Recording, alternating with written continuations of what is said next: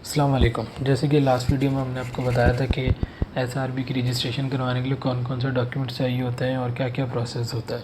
तो आज हम देखेंगे कि एसआरबी की रजिस्ट्रेशन किस तरह कराई जाती है, पोर्टल पर आके कैसे लॉगिन करेंगे, कैसे अपनी डिटेल्स डालेंगे और मेल उसको किस तरीके से करना है। अच्छा, सबसे पहले तो हमने करना ये होता है कि पोर्टल पर आकर अपना जो हमारा एनटीएन नंबर होता है, रजिस्ट्रेशन नंबर, जैसे कि सीएनआईसी नंबर होता है, उसके अलावा एनटीएन पे एक नंबर और होता है जिसको हम कहते हैं एनटीएन नंबर। उस नंबर को हमने लेना है और उस नंबर को लेकर हमने क्या करना है कि हमने उसको अपने एक तरफ लिख लेना है, सीएनआईसी नंबर, ये सारी चीज़ें रख लेनी है। और कुछ ये जो मैंने डॉक्यूमेंट्स आपको बताए हैं, सीएनआईसी फ्रंट बैक, इलेक्ट्रिसिटी का bill, gas bill, rent agreement, letter head, bank account maintenance certificate, NTN certificate, ये सारी चीज़ें आपने जेपीईजी फॉर्मेट में लेनी है। और ये याद रहे कि ये 300 केबी से कम हो और 250 केबी के करीब करीब हो, ताकि ज़्यादा छोटी ना हो जाए फ़ाइल। और e.support@srb.gos.pk पे भेजनी है।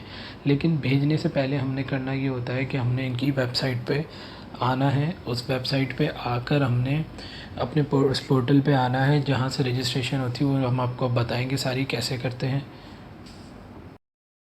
Like this video, subscribe our channel and press bell icon for more updates।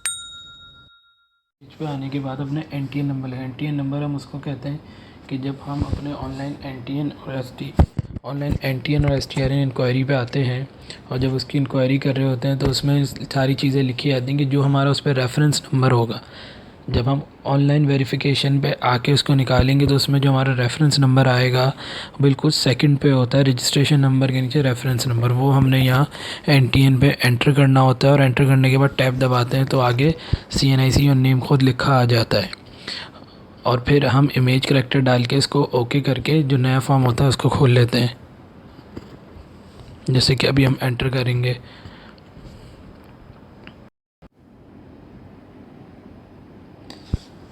Portal खोल लेने के बाद हमें उसमें जैसे हम ओके करेंगे तो हमें वो नए पेज पे दे देगा। उस पेज पे सारी हमने अपनी डिटेल डालनी है और सही डिटेल डालनी है, क्योंकि अगर एसआरबी में हम डिटेल गलत डाल दें तो फिर हमें उनको कॉल करके कंप्लेन करके उसको सही करवानी पड़ती है।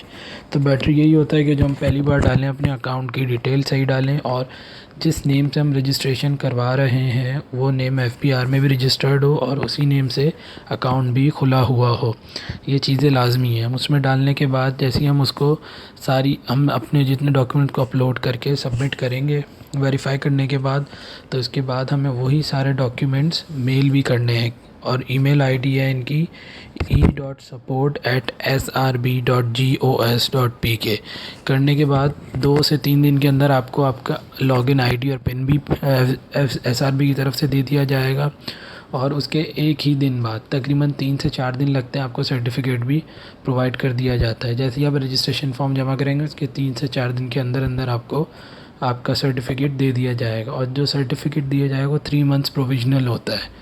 वो परमानेंट जब अगर आपको चाहिए तो आपको एसआरबी के ऑफिस जाना पड़ता है और वो आपको वहाँ से मिल जाता है।